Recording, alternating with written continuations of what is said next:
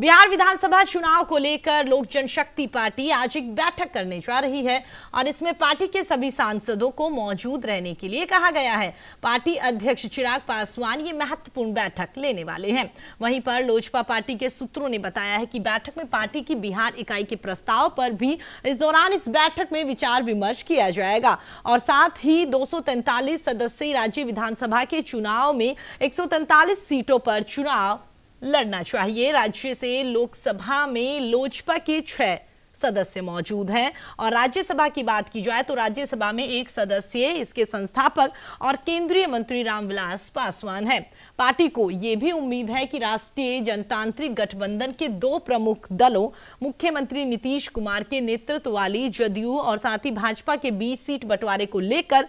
बैठक के समय तक स्पष्टता आ जाएगी। इसके अलावा आपको बता दें, लोजपा के सूत्रों के अनुसार राज्य में पार्टी की स्थिति को कमजोर करने का कोई भी प्रयास जदयू के खिलाफ जाएगा।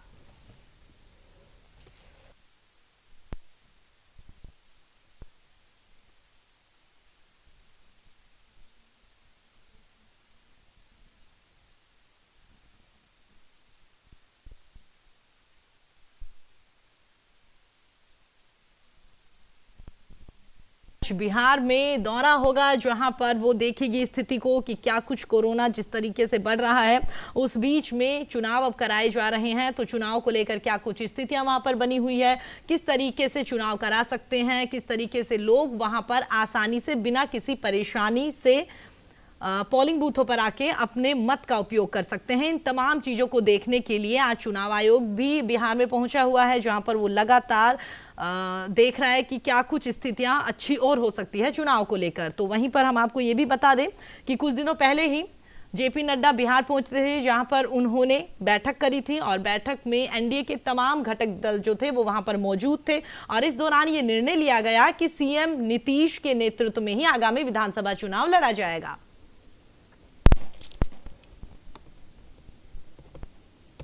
चलिए खबर पर अधिक जानकारी के लिए वरिष्ठ पत्रकार मनोज मिश्रा जी हमारे साथ जुड़ गए हैं। जी मनोज जी, जानना चाहेंगे जिस तरीके की खबर सामने आ रही है कि बिहार में आगामी विधानसभा चुनाव को लेकर रणनीति तमाम पार्टियां बनाने अब लगातार शुरू हो गई है और इसी बीच में खबर आ रही है कि लोक जनशक्ति पार्टी भी आज एक महत्वपूर्ण बैठक करने जा रही है। क्या लगता है इस बैठक में क्या कुछ खास रहेगा और किन किन मुद्दों को लेकर इस बैठक में चर्चा होगी? देखिए प्रीति जी, दरअसल बिहार के विधानसभा चुनाव की तैयारी है मोटा मोटा सभी लोगों ने कर लिया है और क्योंकि एनडीए घटक दल के एक पार्ट है रामविलास पासवान जी केंद्र में मंत्री हैं, तो प्रदेश के चुनाव में क्योंकि क्षेत्रीय पार्टियों को लगता है कि उनको ज्यादा सीटें मिलेंगी, उनकी ज्यादा हिस्सेदारी। और पिछली कड़ी अगर आपको याद हो तो 2019 के लोकसभा चुनाव से पहले अंतिम दौर तक पासवान जी इस बात को लेकर के कई तरीके की खबरें बाहर भी आती रही, कोशिश भी करते रहे और ये एक दबाव बनाने की रणनीति है क्योंकि चिराग पासवान का ये मानना है कि भविष्य में नीतीश के बाद घटक दलों में अगर लोक जनशक्ति पार्टी जिस तरीके से बिहार की क्षेत्रीय पार्टी है, अगर ज्यादा इनके विधायक चुन के आएंगे तो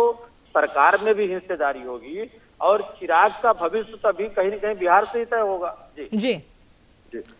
जी मनोज सर, जिस तरीके से आपने बताया कि वाकई ही चिराग पासवान जो है उसका भविष्य बिहार विधानसभा चुनाव पर ही निर्भर करेंगे कि अगर लोजपा पार्टी अच्छा प्रदर्शन करती है तो सीधी सी बात है कि अध्यक्ष जो है उनको भी काफी फायदा मिलेगा और साथ ही क्षेत्रीय पार्टी वो है तो एक तरीके से कह सकते हैं कि क्षेत्रीय पार्टियों में भी उनका काफी अच्छा रुतबा हो जाएगा। अगर 2015 की बात करें सर तो मनोज सर 2015 में जितना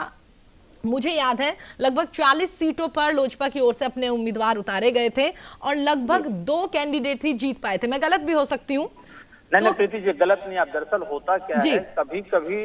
जब आप सामूहिक तरीके से गठबंधन में चुनाव लड़ते हैं जी तो आपके साथ रहने में बड़ी पार्टी को या राष्ट्रीय पार्टी को या नेतृत्व करने वाली पार्टी को आपके साथ के रहने का ज्यादा फायदा मिलता है जी। और जैसे उसका लाभ नीतीश को भी मिला, भारतीय जनता पार्टी को भी मिला। आपको याद होगा 2015 के चुनाव फैक्टर में एक बड़ी बात थी जीतन राम मांझी और कुशवाहा। बिल्कुल और उस दौरान ये लोग भी कहीं न कहीं इसी वजह से कभी लालू से बाहर गए, कभी बीजेपी से बाहर गए और मांझी को, जीतन राम मांझी को त्याग पत्र भी देना पड़ा। तो अभी प्रीति जी, क्षेत्रीय पार्टियां